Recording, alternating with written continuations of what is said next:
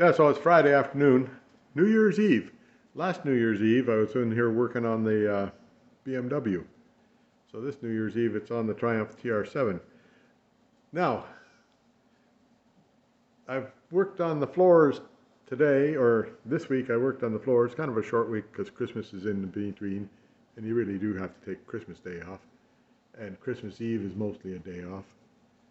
Then New Year's Eve, around COVID time, you don't get to do much New Year's celebration, so you might as well celebrate with me on the progress of the TR7. Floorboards. It's all about floorboards this week, I think. That floorboard there, and this one here not done yet. And it's all about evicting Barney rubble, getting Barney rubble out of the car. And I think I've got him 3/4 of the way done. Because this side, back and front is complete.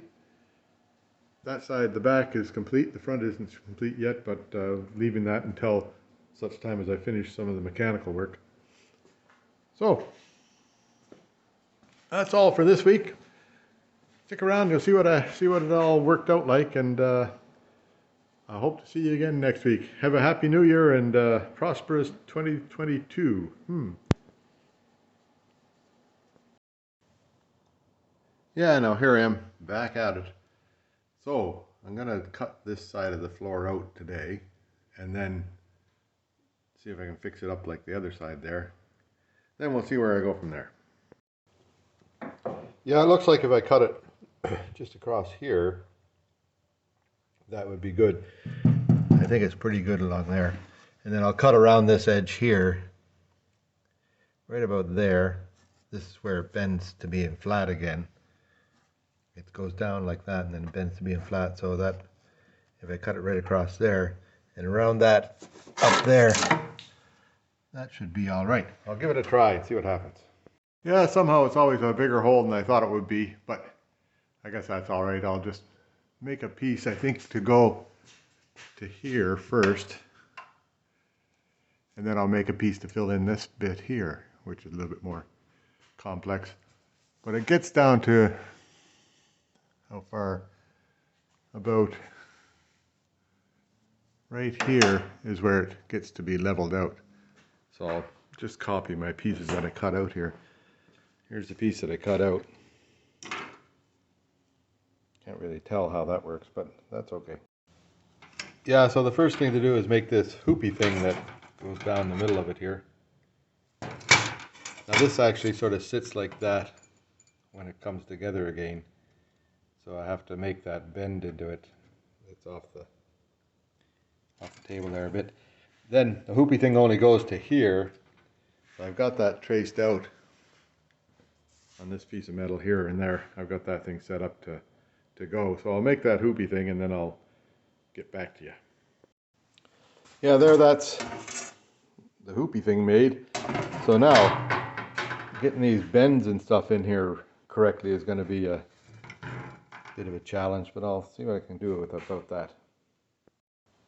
Yeah, there we go. Like there's I made it into one piece. So I've got this hoopy thing going up here to there, and then this side here has got a, I don't know if you can see that, there's a bend, like it's got a flange on it or an angle on it like that around the back, and then there's an angle on it like that along the side so that it slopes in this way, and then it dives and goes again to the level, and then that'll fit around the back. This hoop there will go up the side, and it'll all fit on there fairly good.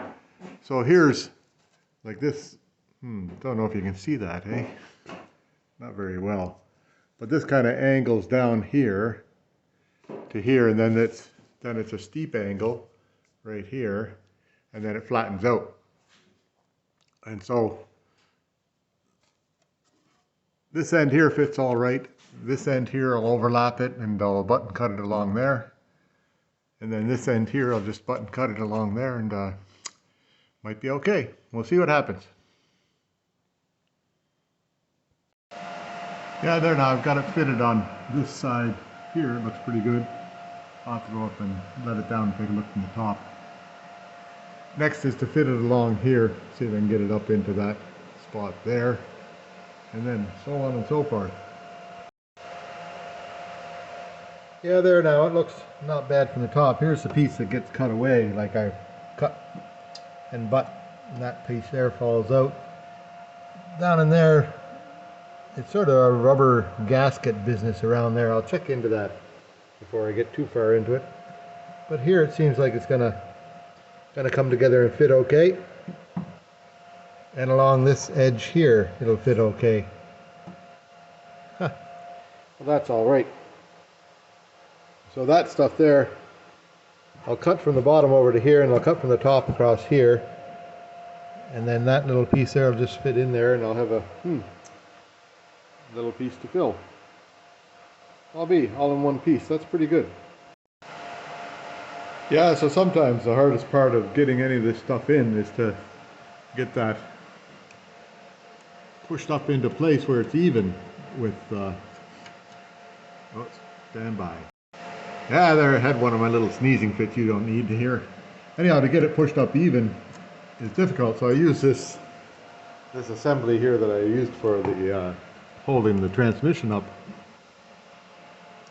and just push it up into place gently, and then I can let it down and move it over and get it so that it holds onto the, I get a tack weld here, a tack weld here, a tack weld here, and it all comes into line okay.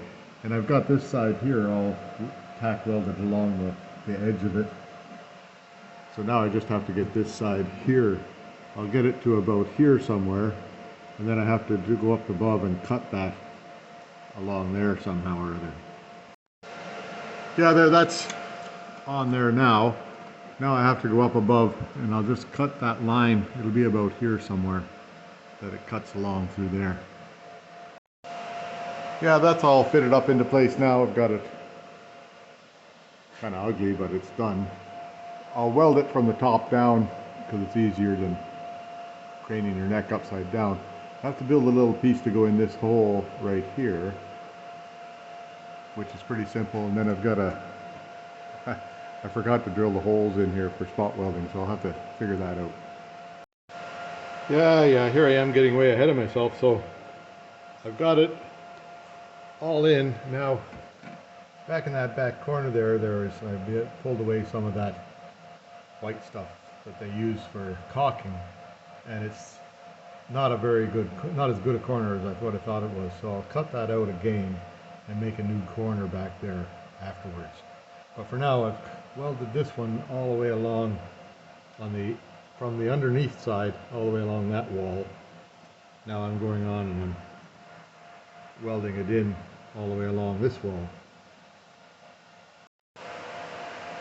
Yeah, that one's all welded in now, all the way around, and I'll have to fix up that corner back there. I have to do some cutting and fix that up proper. Yeah, so now it's always a bigger bit that you find than you really wanted to, but that's the way it is. So this part here, I'll cut that out. I've got that cut out, and I'll make this bit first right to down here. And then I'll make this floor bit, and then I'll make that corner piece. So I've got the piece that was cut out, yucky welding there. And I can use that for a model of what has to go in, but mostly it's pretty simple. Well, nothing's that simple. But we'll get it in there and see what I can come up with. First off, that piece there, and I've got the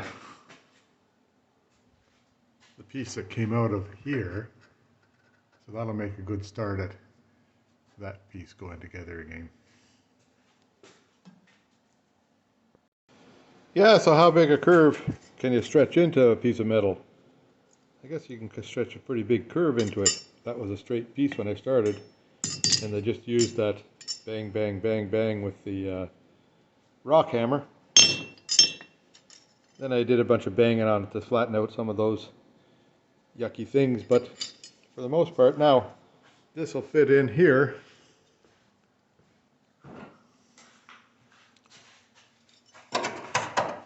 Right on that.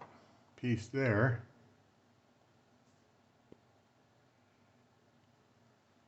And that'll make it down to here, and then I'll just put another little fill piece in there. And it'll all come out looking pretty good. Yeah, there's the first piece welded in there. Now I'll cut this off right about there somewhere. Right about there somewhere. And then I'll make this piece that goes on the floor here. Yeah, now there's the floor piece. I got it sort of bent into place there and tacked on right there, there, and there, and there. Now, it goes that hoopy curve there. So I'll cut it across this line here and then pull it back and butt it into that. And then I'll start making that piece that goes in there. Yeah, that piece there is welded. That piece there. That's good English, eh? That piece is welded in. Now I'll just make a new piece for here, but that'll be for tomorrow job. Looks like there's a pinhole right there to fix. Or maybe that's just a reflection. Yep, that was just a reflection. I can put my hand up like that and it stops it. Unless it's coming from, can't be coming from above. Nope. Okay. So now, that's all for today. I'll let the car down and call it another day. Yeah, now here I'm back. So I've traced a line down along here and along here. I'll cut that extra bit off of there, and then I'll start building that piece that goes in here. I'll likely cut this down here.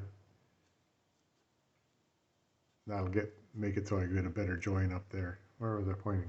I'll likely cut this down here and fill in that bit.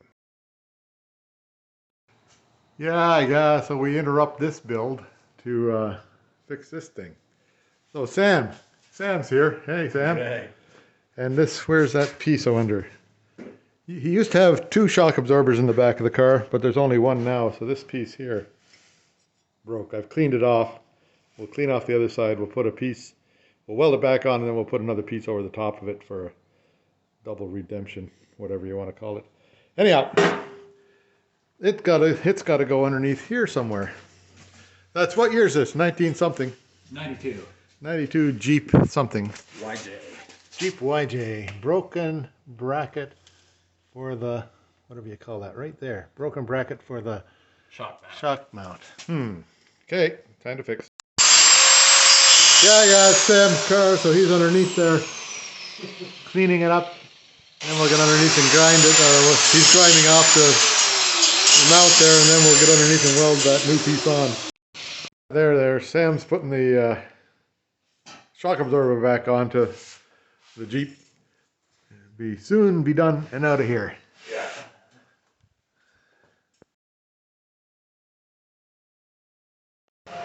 Yeah, there now, that side's in, or that part there is all in. That floorboard is in. Need to do the old pinhole hunt. I'll do that tomorrow. End of the day pretty well today. I'll show you what it looks like from the top here, and then I'll quit. Yeah, there it is. That's the the passenger side, or the right-hand side floor pan in. I have to do some grinding on it still, and I have to do some pinhole hunting. I know that up around here there's some pinholes. I saw them from underneath, so I'll go search them out. But mostly that's looks pretty good and feels pretty solid, so that's good. Now I'll have to fix up this area here. I'll just don't know how much bad there is in there, whether there's any bad back here or it's just that little bit up there. But I'll check into it. That'll be a tomorrow thing also. Then seems to be coming along pretty good. Anyway, for those of you that really want to know, Sam got out of here all right. The door is closed now, so we're not heating the outdoors anymore. And he drove away. Must be happy. Yeah, here I am now. That's pretty well done. I've got all the pinholes from underneath fixed up. A little bit of grinding up here, not too much because it'll get covered up by floor covering stuff, so I don't have to worry about it too much. Now this part here, I've gone and I've cut a hole out here. You can see that. And now how much more should I cut? I found another little hole right there. But most of this stuff here is really nice and good shape, just like came out of the factory. Over there in that corner, whoops, I'm covering it up in that corner over there. It looks rusty. I'm going to try cleaning that off and see what happens after I clean that off. If it gets down to shiny metal, then I'll be happy. If it doesn't, I'll cut some more out. But right here you can see, like if you look right there, you can kind of see where there's a, right there is a, you can see light through there. So I might have to cut it right across from here, up there, across to there again, to make it right. But we'll see how it goes. Yeah, you start with just a little hole cut out, and then all of a sudden there's a massive hole cut out. Oh well, there's a little hole cut right there. That's okay, I can fill that one up. This one here, I'll make a new piece for it.